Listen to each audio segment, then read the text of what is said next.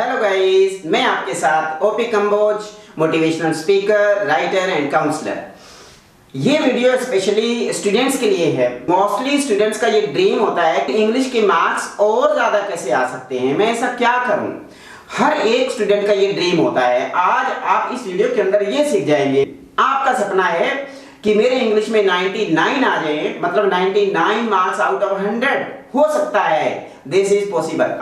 अगर आप लोगों ने इस चैनल को अभी तक भी सब्सक्राइब नहीं किया है तो इस तरह की जो एजुकेशनल और मोटिवेशनल वीडियोस पाने के लिए आप प्लीज इस चैनल को सब्सक्राइब करके बेल आइकन दबाना मत भूलना। और इस वीडियो को अगर अच्छा लगे तो कमेंट बॉक्स में जाकर के जरूर लिखना। तो चलो बिना किसी देरी के स्टार्ट करते हैं। हम एग्जांपल लेंगे एक लेसन का। मैं ये सोच रहा हूँ, आई एम इमेजिनिंग दिस, कि मेरे सामने +2 क्लास के स्टूडेंट्स बैठे हैं सीबीएसई बोर्ड के। आप लोग इंग्लिश में अच्छे मार्क्स लेना चाहते हैं, आपका ड्रीम है। और वो ड्रीम पूरा कैसे होगा? नंबर 1 पे पहली बात, नंबर 1 पे जो बहुत जरूरी है कि क्या आप पंक्चुअल हैं, क्या आप रेगुलर हैं, क्या आप लीव पे तो नहीं है, हर रोज स्कूल जा रहे हैं, हर रोज इंग्लिश का पीरियड अटेंड कर रहे हैं, पूरे साल में एक भी लीव ना लेने का एक रिकॉर्ड बनाओ।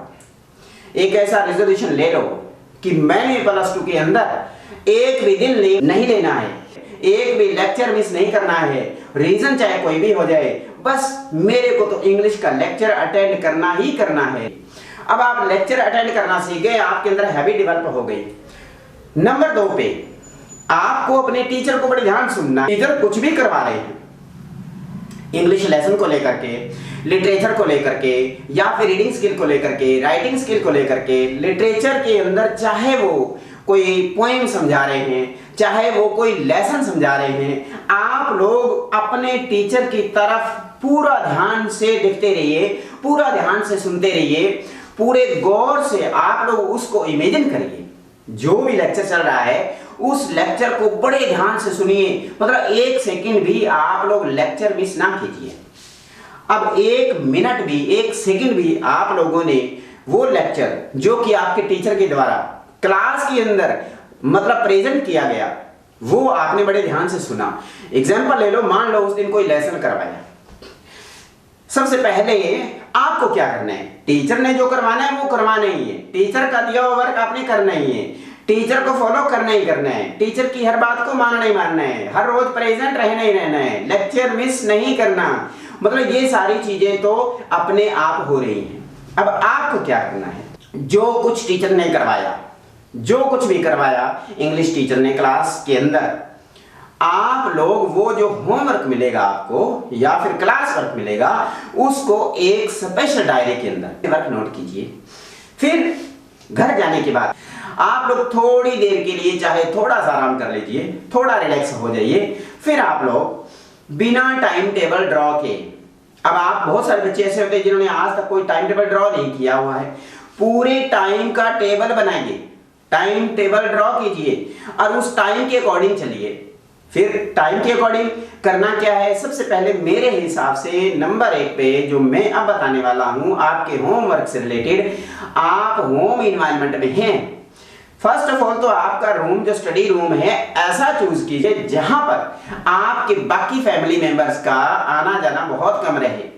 वो आपका स्टडी रूम है, आप लोग स्टडी करना वहां चाहते हैं, वो स्टूडियस इन्वायरमेंट आप क्रिएट कर रखे हैं या क्रिएट करना चाहते हैं, जो बाकी फैमिली मेंबर्स की एंट्रीज की वजह से वो सारा का सारा आपका जो कंसंट्रेशन होती है वो डिस्ट्रैक्ट हो जाती है। ऐसे में आप लोग का मन स्टडी में लगता नहीं है, इसलिए आप लोग का स्टडी रूम वो एक अलग एनवायरनमेंट पे होना चाहिए जहां पे स्टूडियस एनवायरनमेंट पूरा पूरा बना रहे जितनी देर तक आपने स्टडी करनी है। अब जितनी देर तक स्टडी करनी है ये मैटर नहीं करता कि आपने कितनी देर तक स्टडी किया, लेकिन क्या स्टडी किया आपने। देखिए, रीडिंग और लर्निंग और स्टडी करना और अंडरस्टैंडिंग करना, ये सब चीजों का मीनिंग अलग अलग होता है। अब आप सबसे पहले आप क्या करेंगे? मेरा ये बताना एक फर्ज है यहाँ पर कि हर लेसन एक अनसीन पैसेज होता है। आज तक जितने भी लेसन्स हैं वो कोई न कोई आर्टिकल का फॉर्म है, कोई न कोई लेसन का फॉर्म है, कोई न कोई वो अनसीन पैसेज है जिसको आपने रीड कर लिया या आपको रीड करवा दिया गया तो वो सीन बन गया। तो लास्ट में होता क्या है, क्वेश्चंस होते हैं। लास्ट में जो क्वेश्चंस होते हैं वो क्वेश्चंस क्या होते हैं, टेक्सचुअल क्वेश्चंस होते हैं।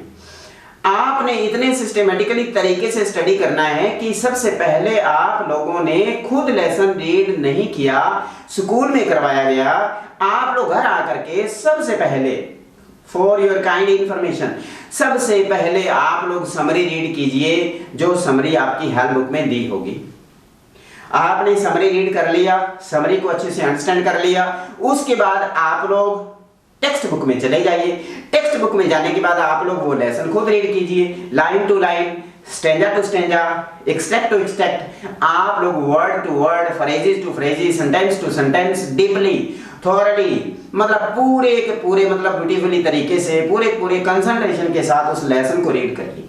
सबसे पहले आपने क्या किया, समरी रीड किया, समरी को अंडरस्टैंड कर लिया, फिर लेसन रीड कर लिया, लेसन को अंडरस्टैंड कर लिया, समरी रीड कीजिए, समरी को अंडरस्टैंड कीजिए, फिर लेसन रीड कीजिए, लेसन को अंडरस्टैंड कीजिए। लेसन के अंदर कुछ कैरेक्टर्स होंगे, कुछ इवेंट्स होंगे, कुछ वहां पे हैपनिंग्स होंगे, कुछ ऐसे इवेंट्स आएंगे जो आपको रूबरू पता होने चाहिए कि यहाँ पर क्या हुआ, फिर नेक्स्ट एक्सट्रैक्ट के अंदर क्या हुआ, नेक्स्ट पेज पे क्या हुआ, फिर आगे जाके स्टोरी कितनी ट्विस्ट कर गई, कहां चली गई, किस तरह से स्टोरी का इंट्रो हुआ, बिगनिंग में क्या किया, एंड में क्या हुआ, बीच में क्या आया। ये सारे के सारे जो इवेंट्स होंगे, सारे के सारे ये जो हैपनिंग्स होंगे, ये सब आप लोगों ने माइंड में रखने हैं। अब आप लोग लेसन को रीड कर चुके हैं, अब आप लोग जरा टेक्सचुअल क्वेश्चन में जाइए और टेक्सचुअल क्वेश्चन को रीड कीजिए खुद। क्या आप लोग टेक्सचुअल क्वेश्चन को जो मीनिंग है क्या आप समझ पा रहे हैं? तो आपको टोटल 8 क्वेश्चंस मिले टेक्स्ट बुक के अंदर, 8 के 8 क्वेश्चंस में आप गो थ्रू हो गए, डीपली उनको ध्यान से रीड कर लिया। क्या ऐसा कोई क्वेश्चन है जो प्रॉब्लमेटिक है, जो डाउटफुल है, उसको इनसर्कल कीजिए, माइंड में रखिए, और जैसे ही सुबह स्कूल में जाएंगे आप लोग वही क्वेश्चन अपने काइंड टीचर से पुट कीजिए और उस क्वेश्चन का आंसर पा लीजिए। टेक्सचुअल क्वेश्चन के अंदर सबसे पहले यहाँ पे मेरी ड्यूटी बनती है कि मैं आपको बता दूं कि क्वेश्चंस कितने टाइप के होते हैं, क्वेश्चन कितने तरह के होते हैं। अब देखिए, सिंपली आप सोच रहे होंगे कि very short answer type question होते हैं, शॉर्ट आंसर टाइप क्वेश्चन होते हैं, लॉन्ग आंसर टाइप क्वेश्चन होते हैं, आप लोग यहाँ तक सोच रहे होंगे। लेकिन अब क्वेश्चंस कौन से होते हैं, उनको किस नजरिए से देखना है। मान लो कुछ तो क्वेश्चन जो टेक्सचुअल होते हैं, कुछ क्वेश्चंस टोटली वैल्यू बेस्ड होते हैं, कुछ क्वेश्चंस हाफ वैल्यू बेस्ड होते हैं, और कुछ क्वेश्चंस आपके उस लेसन से कोई रिलेट नहीं करते, जस्ट आपको थोड़ा हिंट देते हैं कि ये क्वेश्चन जब आप एग्जाम में बैठे होंगे आप लोग उस पर सोचेंगे ये क्वेश्चन किस लेसन का हो सकता है, किस लेसन में इस तरह की हैपनिंग हुई, किस लेसन में इस तरह की बात आई कि ये क्वेश्चन उस लेसन से रिलेटेड है कि नहीं है। आप लोगों को पता चल गया कि ये क्वेश्चन उसमें से है। जो टेक्सचुअल क्वेश्चन होंगे, एक बार उसको फाइनल टच देने के बाद आप लोग हेल्प बुक में चले जाइए। रीडिंग के बाद वहां पे कुछ आपको शॉर्ट क्वेश्चन और मिलेंगे, वो रीड कर लो। फिर एडिशनल क्वेश्चन दिए होंगे, वो भी शॉर्ट हो सकते हैं, लॉन्ग हो सकते हैं, उनको रीड कर लीजिए। फिर आगे लॉन्ग आंसर टाइप क्वेश्चंस दिए होंगे, उनको रीड कर लीजिए। फिर वैल्यू बेस्ड क्वेश्चंस दिए होंगे, वो भी रीड कर लीजिए। अब सारे क्वेश्चंस आपने अच्छे से रीड कर लिए, आपने फाइनली उस लेसन को फाइनल टच दे दिया।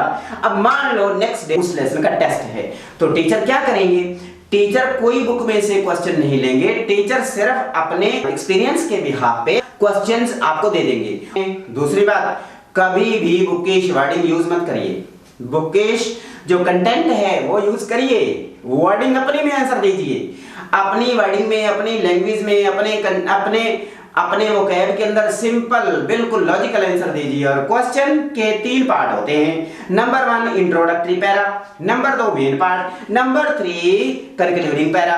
क्या आपने सही तरीके से डिवीजन किया?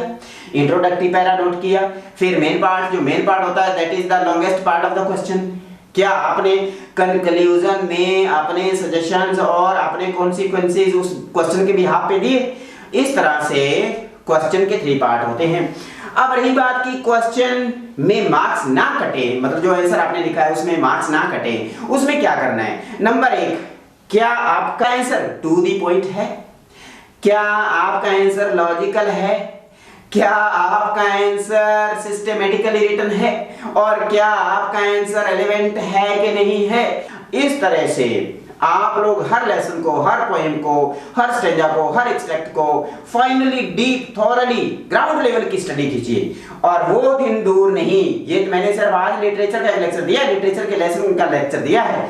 मैं उम्मीद करता हूं कि जल्दी ही मैं नेक्स्ट वीडियो आपकी रीडिंग स्किल में अच्छे मार्क्स लेने के लिए बनाऊंगा। तब तक के लिए stay positive, stay energetic. Thank you for watching my video.